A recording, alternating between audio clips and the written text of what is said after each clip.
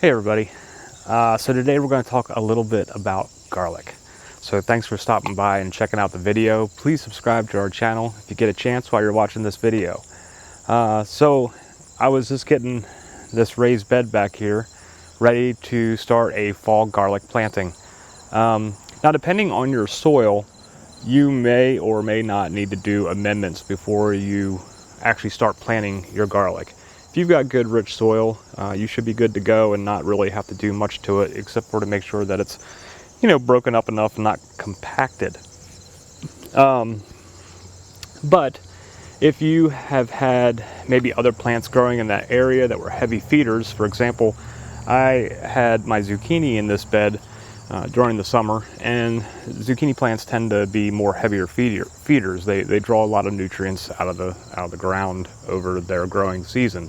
So I just wanted to add some additional compost in there, some additional softer dirt. I threw some rabbit poop and rabbit litter in there to and then I worked that all into the soil just to kind of build up some more of the nutrients that are in there to make sure that my garlic that I'm planting today has a good head start.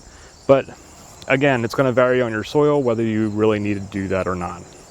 So garlic has a long history. It's in the Bible, it's in ancient Egyptian writings. The Greeks talked about it. It's been around for forever, really, and has been used not only in cooking but in religious rituals, in medicinal purposes. There's all kinds of different legends and stories that go around on what its powers might be, such as keeping away vampires. They also used to use it, I think it was in Egypt that they used to use it, ancient Egypt, if a man had problems in the bedroom, it was supposed to make him more virile. So, it's got all those kind of things going on too. Today we will talk about the two different types of garlic, hardneck and softneck. While there are all kinds of varieties of garlic, they will fall in one of those two categories, hardneck or softneck. And so I'm going to go over the differences between each one of those, and then I'm going to show you a little maybe hack, as it were, for planting your garlic for spacing, to give you an idea of just a quick way to figure out your spacing when you're putting in your garlic. All right, so let's talk about the two different types. Okay, I had to get out of that direct sunlight a little bit. It was getting a little bright out there, so I came over here to the shady part of the garden for this time of the day. All right, so first type of garlic is your softneck variety. Now, or not variety, but softneck category. Now, if you're looking at a softneck and a hardneck, just once they've been cut and dried, I'll give you an example here. Hardneck, softneck. Just looking at them like that, you're not really gonna see a whole lot of difference there. One's a little larger, but other than that, once they have gotten to your cut dried stage where you would purchase them, you're not going to see a whole lot of difference. So what are the differences between the hardneck and the softneck? So I am planting a variety of each category today. For my softneck variety, I am going with Enchilium Red. And softneck varieties are not as hardy when it comes to winter. If you are living in a northern climate, probably I'd say zone 6 and above, maybe 6 is probably kind of like the line. It's going to depend on where you are at in zone 6, 6A or 6B, and depending on whether or not you have a harsh winter or not, whether or not a hardneck versus a softneck might be a better category for you to choose. But if you are in a warmer climate, the softneck variety is going to fare better. They do better when it's hot or mild temperatures versus a cold winter. However, if you are living zone 6 and north, you might be able to get away with still planting the soft neck variety, as long as you cover it with some protective mulch or straw to kind of, help protect it from a really hard winter. But really, I mean, the farther north you go, the harder it's probably going to be for you to get a good result out of soft neck, and you might want to lean more to the hard neck varieties. So now, while the soft necks might not do as well with the winters, they actually store better once they've been picked or pulled, whatever your term may be. So soft neck varieties can store up to probably 8 to 10 months once they've been dried. And when I say dried, I don't mean like putting them in a dehydrator. I'm just talking about once you've pulled them and hung them up to dry. The way that you would, like, say, purchase them in the store. The next difference with soft necks is that they will probably have a lot more cloves in them than a hard neck, and the cloves will vary in size. You'll get some that are larger and some that are smaller. Hard necks tend to have much less cloves than a soft neck variety would. Another thing is that the soft necks don't have a scape, which is a kind of a stem that grows up in the center out of all the other stems that come up or leaves. A soft neck will not have the center stem where you would get a scape, which we'll go more into scapes when we talk about the hard necks. But soft necks don't have one. So since they don't have that middle flowering stalk, soft necks, their stems are much softer, hence soft neck. And those are the type that you would normally see braided. Like if you've seen like the big bunches of garlic that's braided in the store, most likely those would all be soft neck varieties because their stems are much more pliable, and it makes them easier for braiding and creating like a nice hangy bunch that you would see hanging like in a restaurant or a farmer's market or even in the grocery store. Whereas the hard neck has that very stiff center that doesn't lend itself well to braiding. All right, so the hard neck variety. Hard neck does not, it does well over the winter. So if you're in a colder climate, then a hard neck variety would probably suit you well. I am growing a Moroccan Creole type variety. I have not grown this variety before, and they're supposed to be more spicy, whereas the Anchillium Red has more of a buttery flavor. So they do well in colder climates. However, they don't store as long like the soft neck. A hard neck variety is probably only going to be good once it's been pulled and hung up to dry. Probably only about 3 or 4 months. These are ones that you're going to want to consume faster than your soft neck. They're not going to last as long. So as I mentioned about the scapes, the hard necks do have outside of the regular stems that come up, they have a single flowering stalk that comes up out of the center that once it starts drying out is very tough. But if you catch it when it's young, then that's the scape. And garlic scapes, are used in a lot of cooking things as well. You can make pesto out of them. I can't think of other recipes offhand, but there's a lot of things that can be used with garlic scapes in cooking, but they're only around for a very short period of time. So that's probably why you normally would not find them in your grocery store. You can occasionally find them in farmers markets. But very short time period that they are around, kind of like ramps in the springtime. Garlic scapes is a similar type thing where they're only around for probably a couple weeks, maybe a month, and then they're gone, because they do have to be clipped fairly early so that you can enjoy their flavorfulness before they start getting larger and tougher, and then really give it the true hard neck name. And then one last thing with hard necks, they do have fewer cloves in them than a soft neck variety would. But the cloves themselves tend to be larger and more uniform, whereas the soft necks, will have large and small and a lot more. The hard neck varieties are more uniform, and they all tend to have larger cloves on them.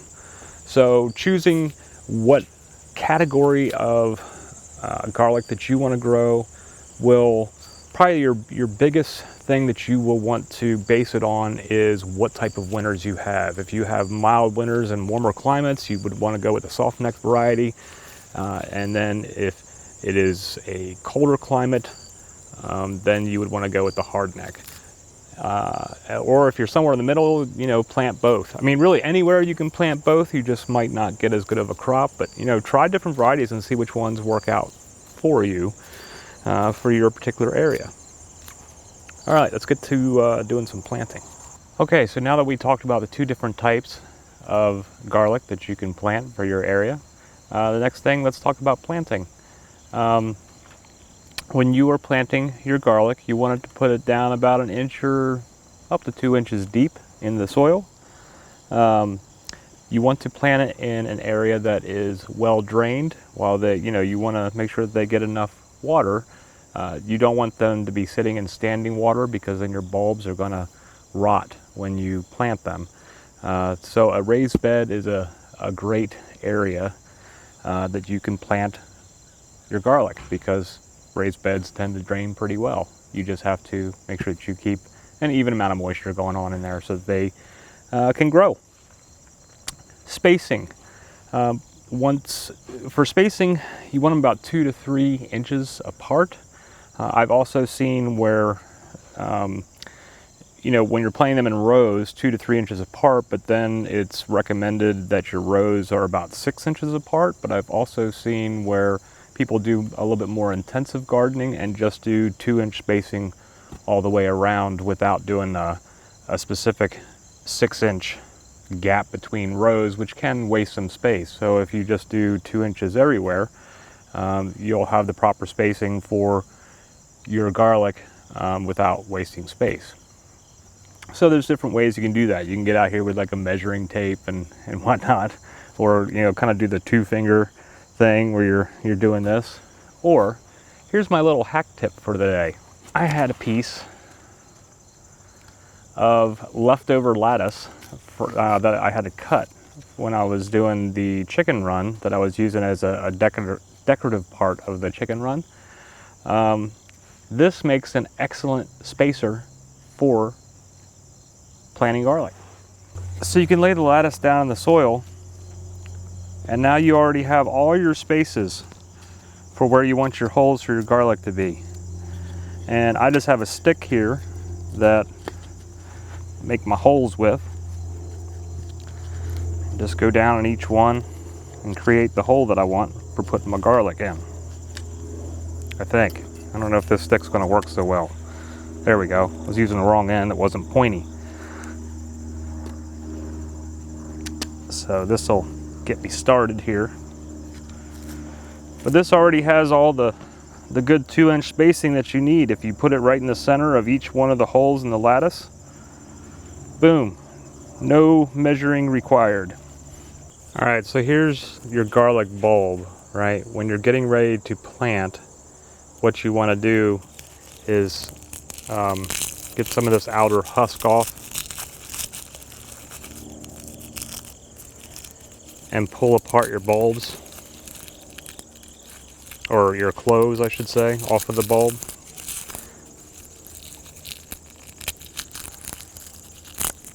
And just break them apart. And what you will do is plant each individual one. And so this part, the rooty part, will go down in the soil, and you'll want the little pointy part at the top sticking up. Okay? So, little story about garlic that I came across the other day that I thought was kind of cute. There were 2 brothers that were farmers, Joshua and Eli. And they were farmers, but they were pretty poor. They didn't make a whole lot of money. And Joshua was a hard worker and was always out doing all his farming and gardening type stuff. And Eli, he wasn't so much the hard worker. was a little bit on the lazy side. He didn't really like the work. But one day Joshua heard about a kingdom that was farther away and found out that this other kingdom didn't have any onions.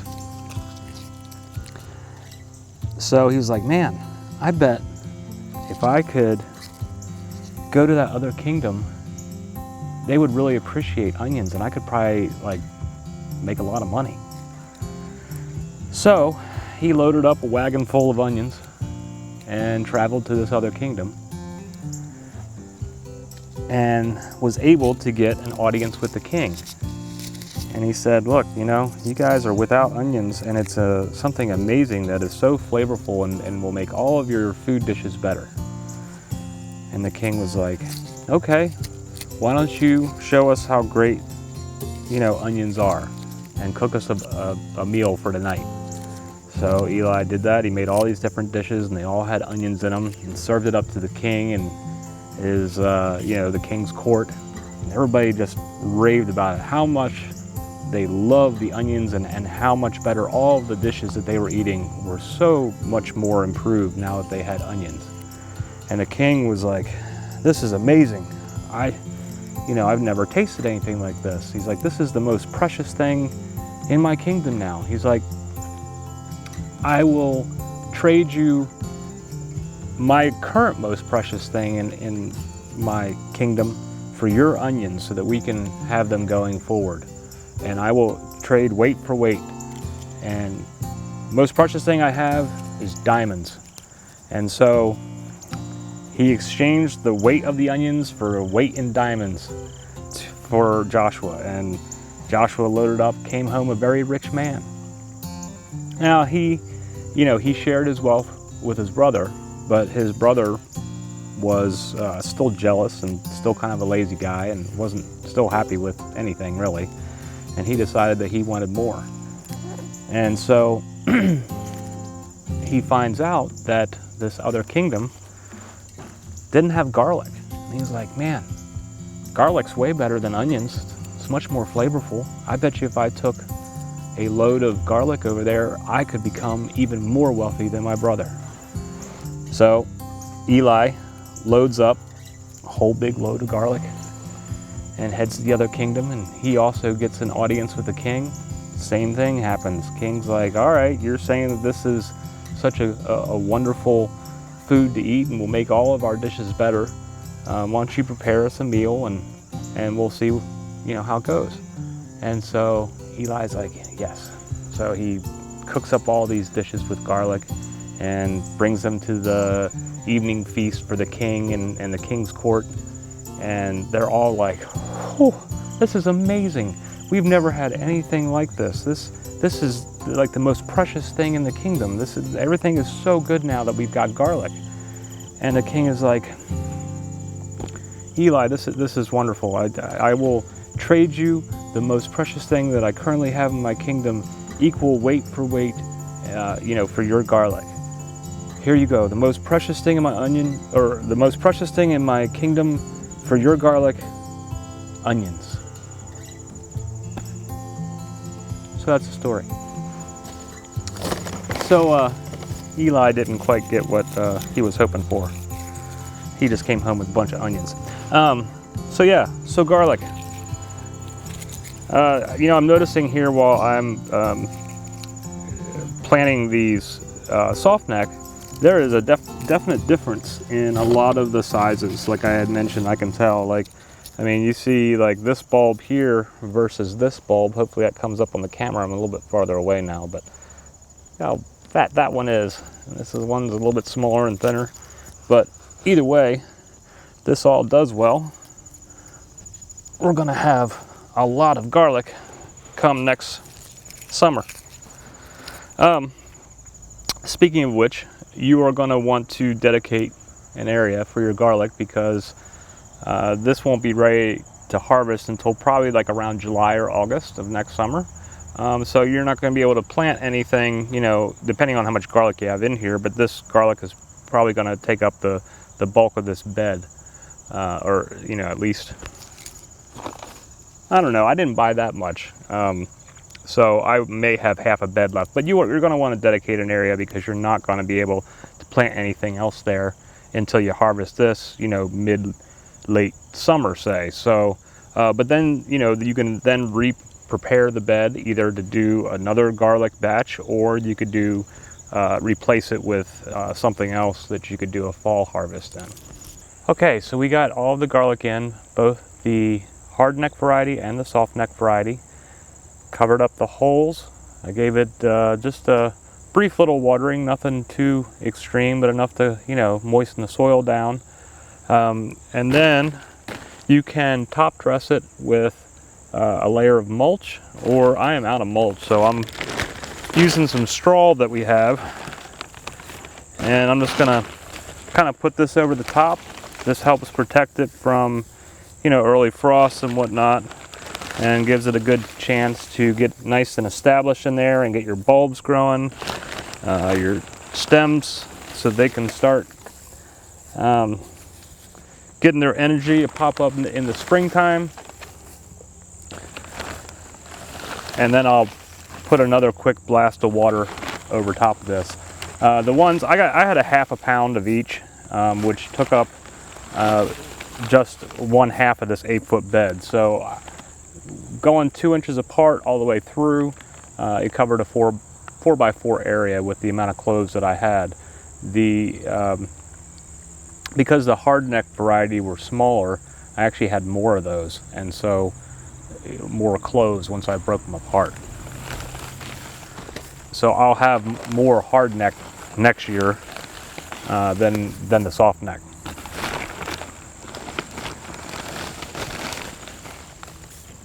So I'm gonna get the rest of the straw on here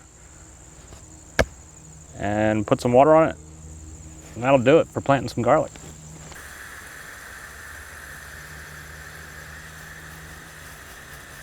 Okay, had to come back over here in a shady area. It's pretty warm out here today. We're getting a little bit of our second blast of summer, I guess. It's supposed to be in the 80s here for the next week before it drops back down into the 60s during the day again. Anyway, got our garlic in. So try planting some garlic in your garden, in a raised bed, in a pot. There's a lot of different ways that you can do it, and they don't take up a whole lot of room. I mean, you could try just doing a couple little bulbs as a test and see how they do. Try either soft neck or hard neck variety and see which does best for your area. And then try different varieties of the hard neck and the soft neck. I keep using that word variety, but varieties are the different types. The two different categories would be hard neck, soft neck. Anyway, I think you're catching what I'm throwing though. So it's an easy thing to plant, easy thing to grow. You just stick it in the fall, like around late September, early October, and then just wait for it to do its thing, and next year you'll have a ton of garlic by next summer. And it's great to get locally grown garlic. I mean, 80% of the world's garlic production right now is done by China. And then I think after that it's India, and then Bangladesh are the top 3 garlic producing countries currently. So generally, especially here in the US, if you are getting garlic at your local grocery store, it's most likely not going to be locally harvested. So if you are into the sustainability and supporting local gardeners and farmers, you know, grow your own or pick some up at your local farmers market that you know that it grew in your local area, because in most cases in the US, and in probably a lot of places in, like, say, England, Ireland, you're not going to get a garlic that is locally grown from your grocery store. I know for a United States point of view, we didn't even make the top 10 countries. I think that we were number 11 on the list of total garlic producers. So anyway, thanks for stopping by and checking out the video. Hope that whatever is going on in your neck of the woods and in your gardens and in your homesteads are going fantastic, and I hope that you are having a great day. And again, if you get a chance, please subscribe to the channel, and we hope to see you again soon. Namaste.